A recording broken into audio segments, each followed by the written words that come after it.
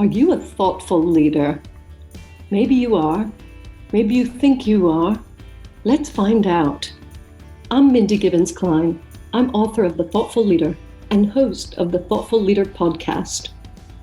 Thoughtful leadership is all about thought leadership that goes above and beyond. Thought leadership that is truly new and original, exciting, disruptive, maybe even groundbreaking. Because let's face it, we need to raise the bar. My guests and I are absolutely obsessed with finding truly original thought leadership, and I'm going to bring you so many exciting ideas and opportunities, things for you to think about, and chances for you to push your thinking that you'll be very glad you tuned in. So thanks so much for checking out Thoughtful Leadership and the Thoughtful Leader podcast. I look forward to connecting with you very, very soon. Welcome to the show. My guest today is the amazing thoughtful leader Anne Francke, who is the CEO of the CMI, the Chartered Management Institute. We are so lucky to have her here today. You guys are so lucky. So Anne, welcome to the show. Thank you, Mindy. I would love for you to give a little potted history for our listeners to, explain to them what was your journey to get where you are today. Sure. Well, thank you, everybody. Delighted to be here. So my journey started a long, long time ago when I had my first corporate role at Procter Gamble. And I started there, decades ago, after I had completed my MBA. And I started in Germany. I really wanted to work in Europe. And I was very fortunate to have just amazing managers and leaders around me. And P&G at that time, and still does, really believe in developing managers and leaders that don't just understand business challenges, but understand how to lead and manage people. And that was a very important aspect of my work. And so I stayed there almost 14 years and rose through the ranks until I was a global general manager. But then, of course, opportunity came calling, and I left P&G. And I joined another organization as the European Vice President, and then subsequently 2 other FTSE 100 organizations. And the interesting thing was that I realized in those very senior positions where I wasn't always experiencing the great management and leadership that I had had and the sort of coaching culture of P&G, just how important it was to have that. How you lead and manage others makes a huge impact. It's most of the impact of how people experience work and their job satisfaction. So it was a very natural opportunity for me, having understood the vital importance of good leadership and management and the difference it makes to outlooks and opportunities and outcomes, to take the role as CEO of the CMI. So that's what I did after a 25 plus year career in the corporate world, the last decade of it in very senior sort of C-suite positions. Wow. It's really great that you are in this position with that kind of experience, because that's what people want. They want to be understood. What are the challenges and issues? And for the CMI to support managers, I understand it is one of the biggest or the biggest organizations in the UK supporting managers, people in those roles. It's very important, the impact that can be made with good management, like you say, then that can ripple across the whole organization. I had a small corporate background, 15 years, not 25 plus, before I started my own business. And I experienced all kinds of different management, shall we say. But we'll leave it there. We want to hear about thoughtful leadership from your point of view. So the Thoughtful Leader podcast is a place where we showcase thoughtful leaders. So that's why you're on the show, but also people who have ideas about thoughtful leadership or how leadership could be more thoughtful. What are your thoughts on this topic, Anne? Well, it's a really important topic, Mindy, and it's especially important now. So CMI has done some research during the pandemic, a lot of research. And one major piece of work we did was Management Transformed. And what we found out is that the way you lead and manage your colleagues is more important now than ever before. And that's obviously because we have been in a crisis. It has been a very multidimensional crisis. a health crisis, a financial crisis, a mental health crisis. And so for many, many people who have been impacted, how they are treated by those they work with comes into its own and becomes the most important aspect or ingredient of any organization's culture. And what we know is if you're a thoughtful leader and you manage people with a human face and you are empathetic and you communicate clearly and you listen and you take account of individual circumstances, you are being a thoughtful leader and you will get the benefits and rewards of being a thoughtful leader because those who work with you will put their best selves forward and will achieve amazing results for you in this very difficult time. So it really pays to be a thoughtful leader, especially now during COVID. Yes, it really pays. And without putting too crude a point on it, it can pay or pay off in the sense that retention is important because if you need to replace people, you've got the hiring, the training, the ramp up costs, and it is actually much more profitable to keep the good people you have. Well, to keep everyone you have and turn them into good people if they're not doing great work. You know, that is essential. It was a very strange time during the pandemic. And I think those organizations who have more thoughtful leaders, they rose to the top in terms of, you know, the stories that I was reading. So I'm really glad that the CMI have done research that shows the same results. Mm-hmm. And this is a long-term challenge. This is, you know, thoughtful leadership. It's not a shot in the arm, as we say in the States. I've forgotten about that expression. It's something that can have longevity and produce long-term results and fulfillment for people. Would you agree? Well, absolutely. And all the evidence suggests that the number one impact on people's happiness at work and their productivity at work is the relationship they have with their line manager. And when you have a trusted and thoughtful and empathetic relationship with your line manager, you do your best work and you're most productive and you accomplish more and you collaborate with others because you have that role model example of being managed well.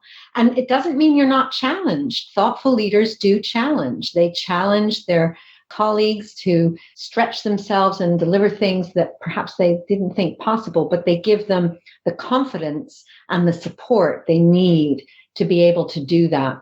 So it is absolutely a fabulous leadership strategy to treat your people well, to challenge but support them, to be a thoughtful leader, because over time you will dramatically improve your organization's culture and your organization's business results. So there is absolutely every reason to do that. And quite frankly, the opposite is also true. If you're a bad leader or manager, if you bully people, intimidate them, isolate them, hold them hostage to ill-suited roles, lack of clarity or communication, you really are not going to get very good business results. And as you said, Mindy, people will vote with their feet and leave. People leave leaders and managers, not organizations.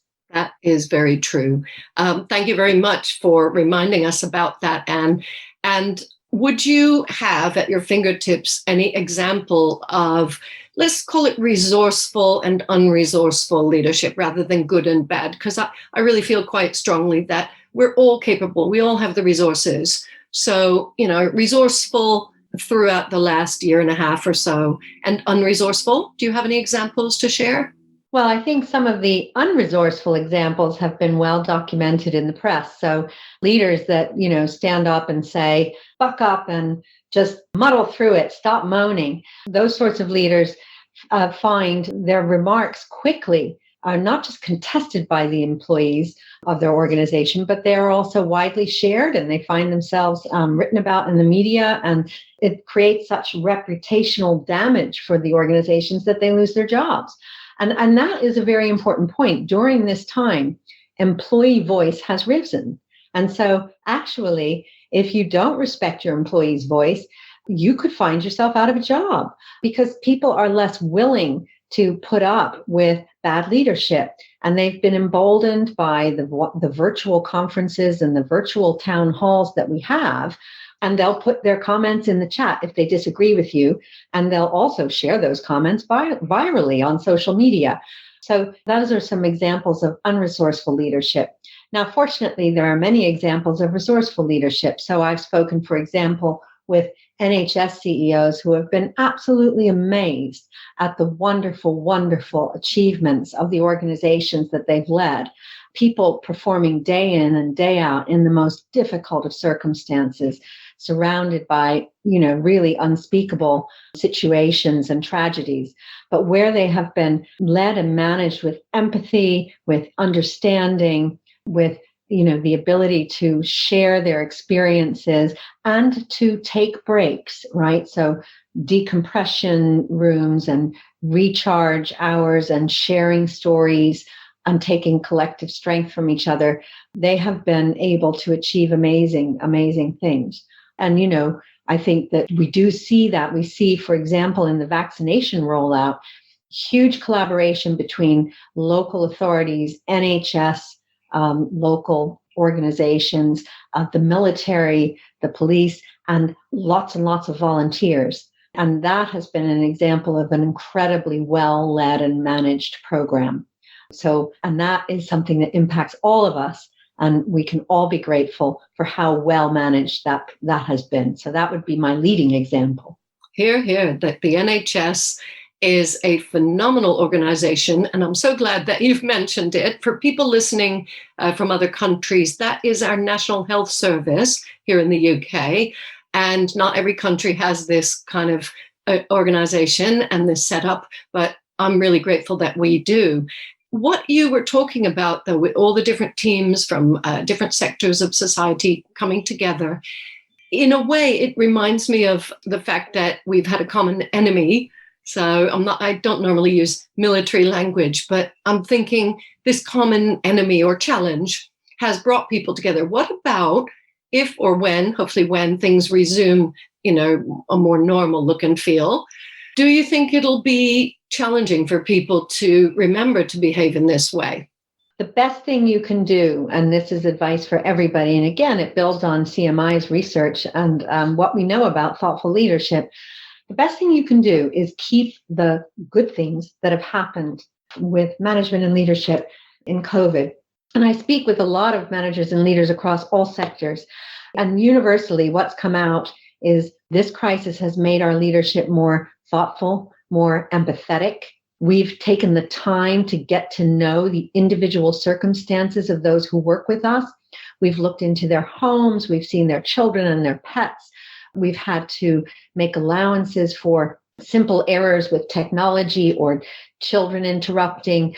And that human face of leadership and the ability to communicate much more frequently virtually and have these town hall sessions and coffee sessions and chat sessions, those things we must preserve, that human, more communicative leadership, because it reaps rewards in terms of better culture, better employee productivity, and better results. And, it would be a shame to just restore factory settings or go back to business as usual. The other thing that we must preserve is we've understood that we can work flexibly and that jobs can be done from anywhere and that it doesn't have to be a 9-to-5 situation. And again, that flexibility of allowing people to fit work around their lives. We know that so many parents, for example, want to continue hybrid working. They've been able to spend more time with their families. They've saved time on their commutes. And actually, studies have shown that a very recent study I was just looking at this morning shows that most people say that actually there are so many activities that they can just perform more effectively remotely. Now, there are some that we need to go back into the office for, but thoughtful leaders will use the office differently. So I was talking yesterday to a major CEO of a telecoms company, and it is a she, was saying that she understands that when she goes back to work, she's going to use her office differently. It's going to be a place where people connect and collaborate.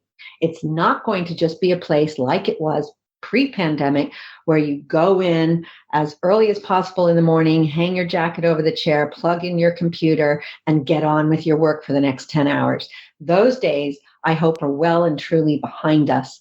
And the presenteeism that was connected with that, I hope is also well and truly behind us. So enlightened leaders will preserve the silver linings of COVID that have accelerated and changed what good, thoughtful leadership looks like. And the unenlightened leaders will just go back to business as usual, and they will pay that price. They will lose the buy-in from their employees. Employees will exercise that voice, and I do suspect that they will experience not only a loss of talent, but some reputational damage as well. Oh my goodness, that is priceless. I'm so glad we captured that, because in previous conversations, I wished I had the record button pressed. Oh, Anne, you really do have your finger on the pulse of business and leadership and the reality of what it means. What does work mean post-pandemic? And I think nobody really knows how it's going to be. So I'm glad you said, you hope that we don't go back to the way it was. I think there are some lessons that we will remember. I really hope so. I hear a lot of people talking about, or they make comparisons with the post-war generation and the sense of austerity, the sense of appreciating things, the hard work, the pulling together. I hope that we also retain some of the benefits that they did when they faced that common enemy or challenge. So I'd like to shift the conversation for the last part of this podcast. I'd like you to talk about yourself, if you're willing, and an area where you needed to become more thoughtful. So it can be anything that happened in your life, business, where perhaps you saw yourself going down a particular track and thought, maybe not, or you had to challenge the status quo. I'm sure you have many examples, but which one would you like to share with us today? Well, I would share perhaps the pivot that led me to do this role. So from my corporate career, after a long and by all external measures, very successful corporate career where I had reached C-suite positions, and been the first and only woman in the executive committee, for example, I realized that it was just not as productive an environment. I didn't feel that I was able to be my best self. I felt often marginalized or othered. And I also felt I was being asked perhaps to adopt cultures and personas that I just did not feel comfortable adopting. So I did take the decision to leave that world. And of course, at the time, I thought it was my failure. There's something wrong with me. I haven't been able to flourish here and rise or, stay and continue my upward journey alongside my many colleagues. And I thought it was my failure, and I did blame myself. I took a sabbatical from corporate life to care for family, and I actually moved from London to the US and just took a break for 3 years. And during those 3 years, I reevaluated, I suppose, what my purpose was, because I felt my purpose had been lacking in my previous very senior and by all accounts successful roles. And I decided that I would pivot and go into social enterprise and working against a clear sort of moral purpose that was larger than just a P&L and would really make a lasting difference in people's lives. And that's really when I embarked upon, my current career and trajectory, which has resulted in my being the chief executive of CMI, which is a role I absolutely love. I never run out of runway. At CMI, we turn accidental managers into conscious, capable leaders, because so many people, who are bad managers aren't necessarily bad because they're bad people. They've just never actually been told or taught or coached in how to lead and manage themselves and others. So with the work we do at CMI, I have a very clear purpose, and it's a problem that we'll never solve because in this country alone, we have 2.5 million accidental managers that haven't been trained in management and leadership. And so CMI's role as the chartered professional body is to provide them with support and resources. And I've been in this role 9 years. I know I can make a difference every day. If you go back to what we started at the beginning of this podcast, talking about how you lead and manage others makes the biggest difference to people's job satisfaction and to their results. So it's a very, very rewarding career. It has a purpose. Obviously, CMI is a charity, but we think of ourselves as a social enterprise. And We have a community of about 150,000. So if you're interested in becoming a better manager and leader, please do consider joining us. I found it incredibly rewarding. And for me, it's that North Star of really making a difference to people's lives that I can do as in this role. I can second that and third that. And I've had experience with the CMI over the years, probably about 12 to 15 years worth. Some of the books that we've published have been shortlisted. I've spoken at various CMI events, and it is a very important organization. So I urge you listeners to check it out. It's free to have a look. And I think that, fantastic resources available. So thank you for highlighting that, Anne. And I guess everything worked out because you're where you needed to be and, didn't realize you wanted to be. It's, this purpose thing. I think we'll finish with this thought because a lot of people put pressure on themselves, and well done for taking that time out. And I'm glad it worked out that you could have the time and space to be thoughtful yourself and decide how you are going to plug into your purpose, because a lot of people don't feel they can do that or don't know how, or they're scared. What would your advice be to somebody thinking, I really don't think I'm in the right role. I'm not feeling fulfilled. I'm definitely not connected to my purpose. So my advice is to have moral courage to do something about it. And as painful as it was for me at that time, I had the moral courage to do something about it. And you can always choose to change. And it may take time, but if you listen to your purpose and your true north, you will end up in a better place. And I look back on myself when I was going through that, and I think, thank God I did, because I did choose to change and I found my true north and my purpose. And I think it's something that we can all do. And I would encourage you to do that. Well, that is just a perfect way to end what has been such an incredible, impressive, and enjoyable interview. I do wish we could go on forever, but we've got a 25-minute maximum. Thank you so much, Anne, for spending time with the listeners, with myself, and sharing some really important points from your life, your insights, and what's going on with management and leadership today. And I think it's been a very hopeful conversation. I hope you feel the same. Absolutely. I'm all about onwards and upwards. I'm an optimist. We've been through a tough time, but if we are thoughtful and collaborate and work together, we can build back better. I'm a real believer in that. Perfect way to end this episode. Thanks for listening, everybody. Thank you so much again to Anne, and definitely check her out and the CMI, and stay thoughtful. See ya. Thank you, Mindy. Bye.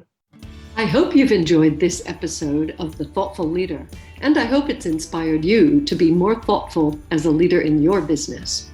Please consider subscribing and leaving a review. An important question for you. Do you want to create a culture of thought leadership in your organization? My best-selling book, The Thoughtful Leader, is available now on Amazon and many other sites in paperback, ebook, and audiobook formats. Please visit www.mindygk.com for more great content. That's www.mindygk.com. Speak to you again soon.